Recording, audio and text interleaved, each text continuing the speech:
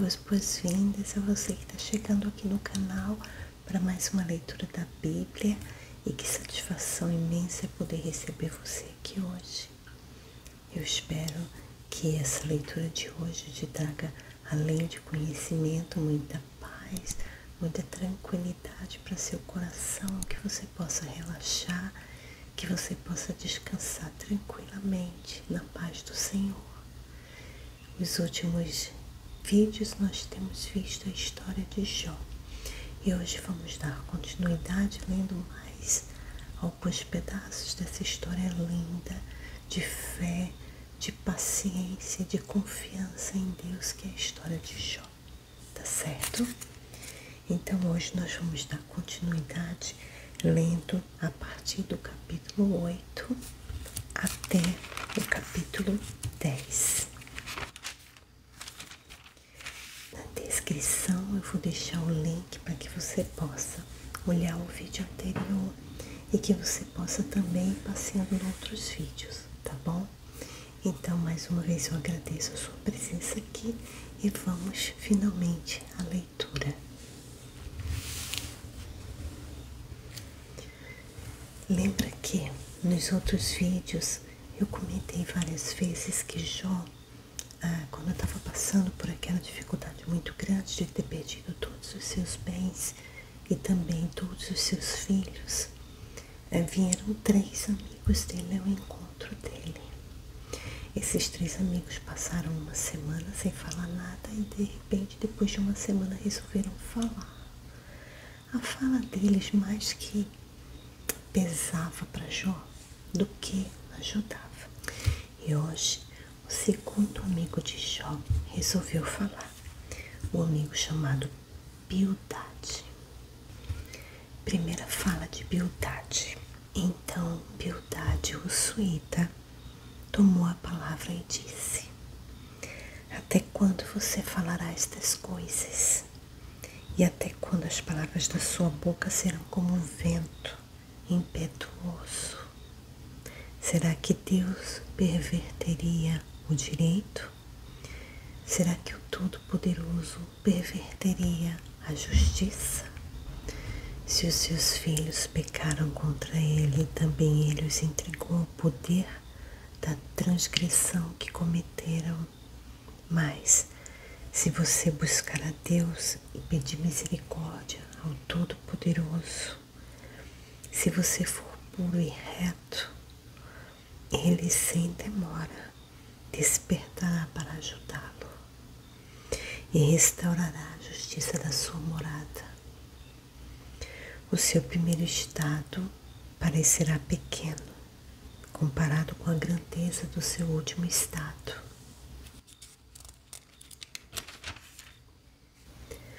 Por favor, pergunte agora aos que são de gerações passadas e atente para a experiência dos pais deles, porque nós somos de ontem e nada sabemos, pois os nossos dias sobre a terra são como a sombra. Será que os pais não o ensinarão falando com você? Será que do próprio entendimento não proferirão estas palavras? Pode o papeiro crescer fora do pântano? Ou cresce o junco sem água? Quando estão verdes e ainda não foram colhidos, secam antes de qualquer outra erva. São assim as veredas de todos os que se esquecem de Deus, e a esperança dos ímpios perecerá. A sua firmeza será frustrada, e a sua confiança é teia de aranha. Ele se encosta em sua casa, mas ela não resiste. Agarra-se a ela, mas ela não fica em pé. Ele é viçoso diante do sol, e os seus renovos se espalham pelo jardim. As suas raízes se entrelaçam num montão de pedras. e penetram entre as muralhas. Mas se o arrancam do seu lugar, este o negará, dizendo: eu nunca vi você. Eis do que deu a sua vida, e do pó brotaram outros. Eis que Deus não rejeita o íntegro, nem toma os malfeitores pela mão. Ele encherá a sua boca de riso e os seus lábios de alegria. Os que o odeiam se cobrirão de vergonha, e a tenda dos ímpios não subsistirá. Refletindo um pouco a respeito desse primeiro capítulo que nós estamos lendo, que na verdade é o capítulo 8, percebe-se que o amigo de Jó, Bildade, ele está colocando em dúvida a fidelidade de Jó. Ou seja, é como se ele estivesse dizendo a Jó: são assim as veredas de todos os que esquecem de Deus. De fato, aqueles que esquecem de Deus terminam podendo vir a ter uma vida sem bênçãos, uma vida um pouco mais sacrificada. No caso de Jó especificamente, essa não era a razão. Então a gente sabe que o amigo de Jó estava fazendo uma coisa que é concluir por si só o que estava acontecendo na vida de Jó. E essa é uma situação tanto quanto arriscada, porque quantas vezes tomamos conclusões precipitadas, julgamos pessoas antes de sabermos de fato o que está acontecendo, ou somos julgados, né? Quantas vezes fomos julgados por pessoas que não conhecem a nossa história, que não sabem o que está acontecendo, e como é difícil ser julgado, como é difícil ver pessoas tomando conclusões sobre as nossas vidas sem saber o que está acontecendo. Por isso que nós precisamos aprender a ter cuidado com os nossos julgamentos. E mais do que isso, com essas escrituras nós aprendemos como devemos ser amigos de verdade. Um amigo que ouve, que conforta, que usa de empatia, sem tentar julgar, sem tentar tomar conclusões precipitadas. O propósito de um amigo não é todo o tempo passar a mão na cabeça, mas é apoiar. E nesse momento Jó estava precisando de apoio, não ser julgado. Então vamos ver a resposta de Jó em relação a todas essas palavras de Bildade, que colocou, de certa forma, em dúvida a dignidade de Jó e de seus filhos. O título do capítulo 9 tem assim: quem ousa desafiar a Deus? Então Jó respondeu: na verdade, sei que é assim, porque como pode o mortal ser justo diante de Deus? Se quiser discutir com ele, nem a uma de 1000 coisas lhe poderá responder. Ele é sábio de coração e grande em poder. Quem ousou desafiá-lo e sobreviveu? Não é? Quem ousou desafiá-lo e sobreviveu? Ele é quem remove os montes sem que saibam. Escuta bem essa frase.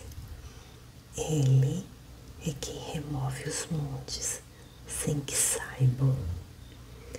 que na sua ira Ele os transtorna. Deus remove a terra do seu lugar e faz as suas colunas estremecerem. Ele dá uma ordem ao sol e este não sai, e sela as estrelas. Sozinho ele estende os céus e anda sobre as costas do mar. Ele fez a ursa maior, a Orion, o sete estrelo e as constelações do sul. Deus faz coisas grandes, maravilhosas e insondáveis que não se podem enumerar. Eis que Ele passa por mim e não o vejo. Segue diante de mim e não o percebo. Eis que arrebata a presa, quem o pode impedir? Quem lhe dirá o que está fazendo? Deus não revogará a sua própria ira. Debaixo dele se curvam os ajudantes do monstro de Raabe. Como então poderia eu responder a ele? Como escolhi as minhas palavras para argumentar com ele? Ainda que eu fosse justo, não lhe responderia. Pelo contrário, pediria misericórdia ao meu juiz. Ainda que eu o chamasse e ele me respondesse, nem por isso eu creria que ele deu ouvidos à minha voz, porque me esmaga como uma tempestade e sem motivo multiplica as minhas feridas. Não me permite respirar, porque me enche de amargura. Se é uma questão de força, ele é forte. Se é uma questão de justiça, ele dirá: quem pode me intimidar? Ainda que eu seja justo, a minha boca me condenará. Embora eu seja íntegro, ele me declarará culpado. Eu sou íntegro, mas não me importo comigo. Não faço caso da minha vida. Para mim é tudo a mesma coisa. Por isso digo, ele destrói tanto os íntegros como os perversos. Se um flagelo mata de repente, ele rirá do desespero dos inocentes. A terra está entregue nas mãos dos ímpios, e Deus ainda cobre o rosto dos juízes. Se ele não é o causador disso, quem será? Eu quero dar uma pausa aqui no versículo 24, em que Jó dá uma resposta à Bildade. E além de fazer um desabafo, ele faz um reconhecimento grandioso sobre Deus. Ele faz um reconhecimento grandioso do poder de Deus, de que tudo, e absolutamente tudo, está no controle de Deus. Se o mar se estende, está no controle dele, é a vontade dele, que ele tem o poder para dar ordem ao sol, e o sol fica lá.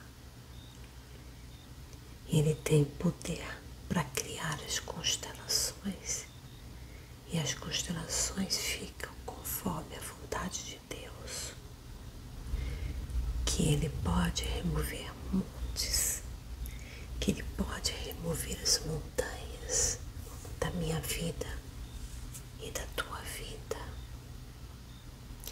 que ele pode tornar plano o que quer que ele queira,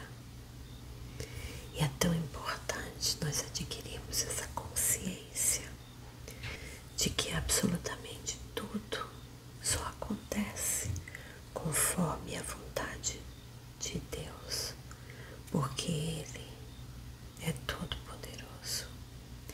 E às vezes nós não compreendemos as coisas que acontecem no mundo e na nossa vida.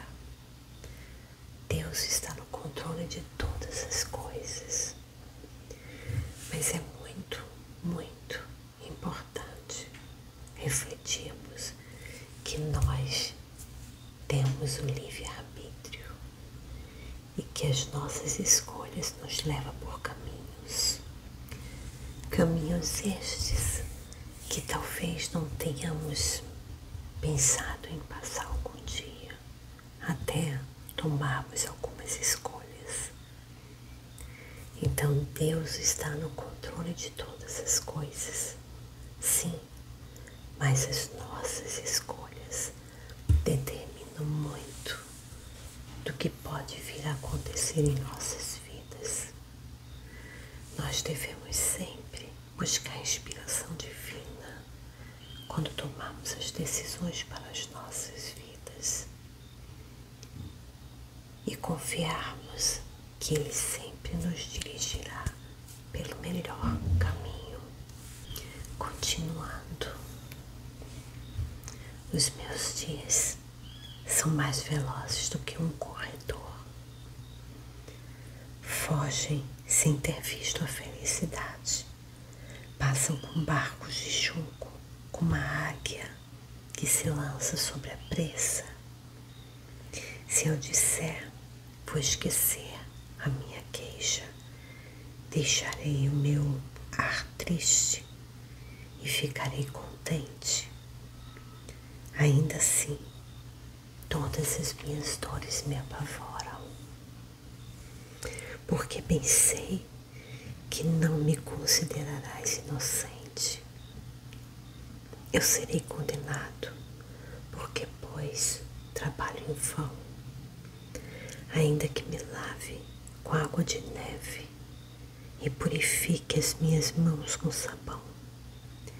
Mesmo assim, me submergirás no lodo e as minhas próprias roupas terão nojo de mim.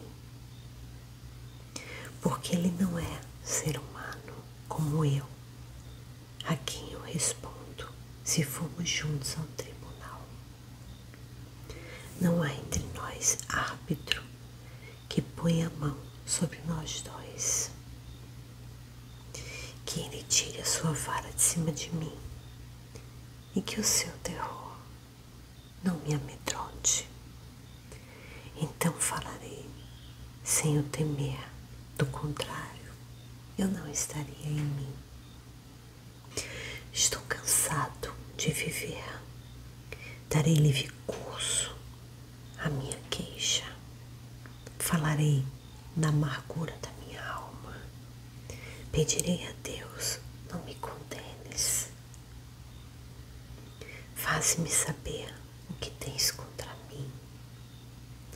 Será que tens prazer em me oprimir, em rejeitar a obra das tuas mãos e em favorecer o conselho dos ímpios? Por acaso tens olhos de gente? O vês tu como vê uma pessoa? São os teus dias como os dias de um mortal? Ou são os teus anos como os anos de um ser humano? Para te informares da minha iniquidade e indagares o meu pecado.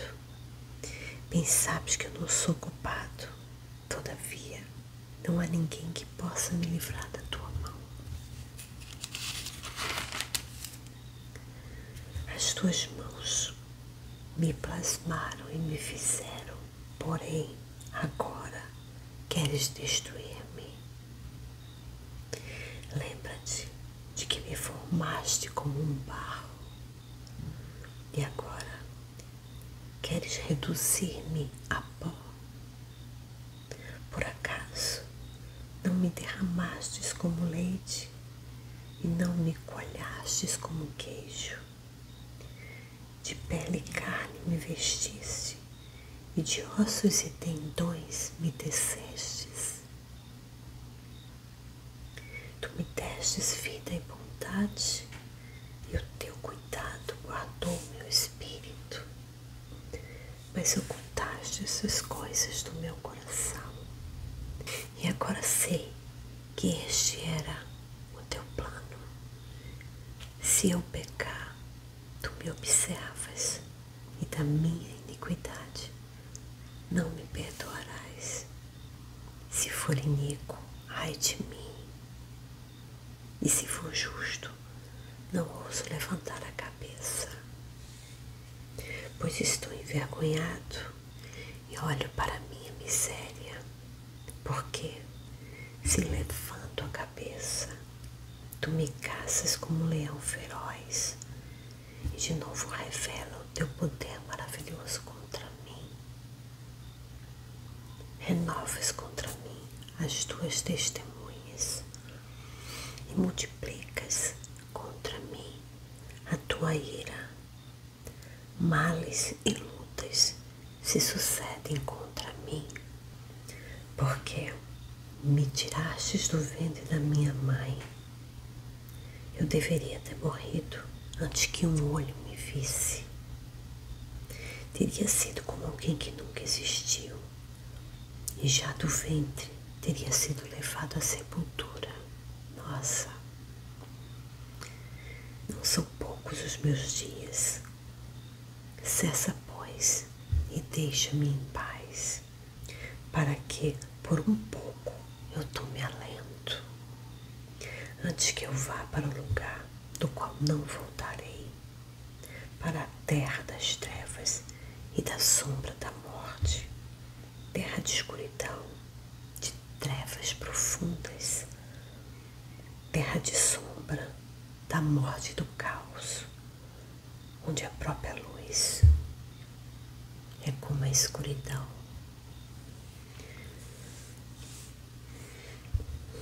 Que profundo. E mais uma vez fica muito, muito evidente. É um pouco difícil para a gente mensurar a dimensão da dor que Jó estava sentindo, mas fica muito evidente que ele estava sofrendo muito, e que devido ao fato de ele ter todo o tempo Deus agindo em sua vida, quando ele se viu amargurado, pisado, machucado, massacrado, ele se sentiu um pecador. E além do mais, ele tinha os amigos que usavam um pouco de empatia e colocavam em dúvida também essa dignidade. Enfim, fica muito claro a dor de Jó. E na realidade Deus não o abandonou, nós sabemos. Então esse é mais um pedaço da história de Jó. Uma hora a gente sabe que as coisas irão clarear, porque nós conhecemos os livros bíblicos que falam sobre isso. Mas quando nós estamos vivendo os nossos desafios, as nossas lutas diárias, até onde vai a nossa confiança e fé em Deus? Nos sentimos também pecadores, indignas, e que você possa sempre se recordar que mesmo sendo pecadores e nos sentindo pessoas indignas, Deus continua cuidando de nós e nos amando. foi por essa razão que Ele mandou seu Filho unigênito, Jesus Cristo, para pagar pelos nossos pecados, para possibilitar o nosso retorno a Ele. Então, mesmo em meio às nossas dificuldades, mesmo em meio à tua dificuldade, o que você tem feito para Deus, o que você tem entregue a Ele? Você tem entregue uma vida justa, dedicada? Você tem orado? Você tem estudado as Escrituras? Você tem entregue a Ele um coração contrito, um coração humilde, um coração verdadeiro? Pondera sobre isso, que nós precisamos entregar um coração honesto, sincero, confiante nele, para nos tornar pessoas melhores e usufruirmos cada vez mais das bênçãos que Deus deseja nos dar. Eu agradeço por você estar aqui, por ter chegado até o final desse vídeo. Que a luz de Deus esteja com você, que a luz de Cristo te guie todos os dias, que o teu coração possa estar dedicado ao Senhor. Muito obrigada.